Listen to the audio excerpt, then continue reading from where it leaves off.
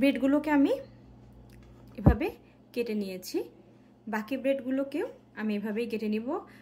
এটা ফুল ব্রেডেও করা যায়, আবার এভাবেও করা যায়। আমার মনে হয় এভাবে করলে ব্রেডগুলোকে বেশি ভালোভাবে টোস্ট করা যায়।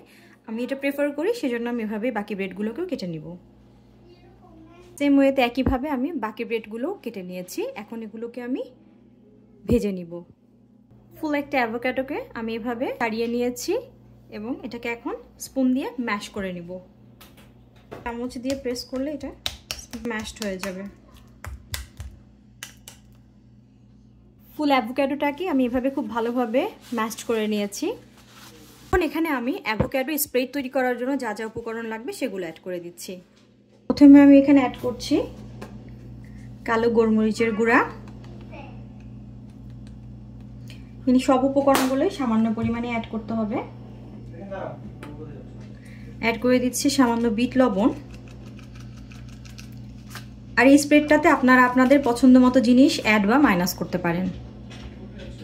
কিছুটা লাল মরিচ, আমার কাছে মনে হয় এটা টেস্ট আরও এনহ্যান্স করে, তবে সেটা খুব সামান্য পরিমাণে। সেটা হচ্ছে হানি, কিছুটা সুইটেন করার জন্য, যেহেতু অ্যাভোকাডো খুব একটা সুইট না। তবে যারা সুইট খেতে পছন্দ করেন না, সল্টের পরিমাণটা বেশি দিবেন। এখন সবগুলো উপকরণ খুব ভালোভাবে আমি মিশিয়ে নিব। খুব ভালোভাবে মিশাতে হবে, নাহলে স্প্রেডের টেস্টটা ভালো আসবে না। হয়ে গেল আমার অ্যাভোকাডো স্প্রেড। এখন ব্রেড প্রিপেয়ার করার পালা। চুলায় তাওয়া দিয়ে দিয়েছি, এখন চুলাটা জ্বালিয়ে দেব। একটা তেল দিব, এখানে অনেকটা বাটার দিব।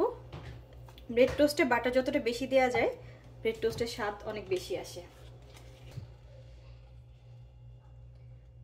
বাটারটাকে সম্পূর্ণ মেল্ট করে নিব। সম্পূর্ণ গলে গেলে এই পর্যায়ে আমি ব্রেডগুলো দিয়ে দিব।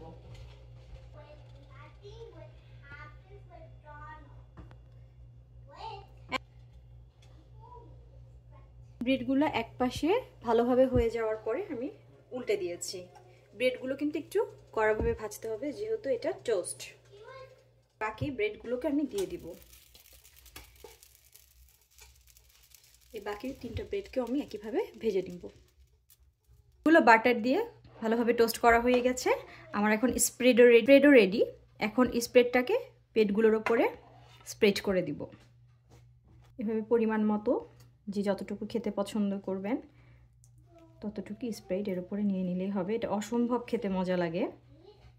বাচ্চারা সাধারণত ফ্রুটস খেতে চায় না, সো বাচ্চাদের যদি এভাবে ব্রেডের ওপরে ফ্রুট স্প্রেড করে দেওয়া হয়, সো এটা অনেক হেলদি খাবার হয়। এটা বাচ্চার টিফিনে বা ব্রেকফাস্টে আমরা দিতে পারি। কিন্তু বাকিগুলো তো আমি একইভাবে স্প্রেড করে নিব। আমি সবগুলো ব্রেডে এভাবে অ্যাভোকাডো স্প্রেড করে নিয়েছি। আমার সবগুলো ব্রেড রেডি। এভাবে অ্যাভোকাডোর সাইজ অনুযায়ী আপনারা একটা অ্যাভোকাডো দিয়ে 5 থেকে 7টা ব্রেড করতে পারেন।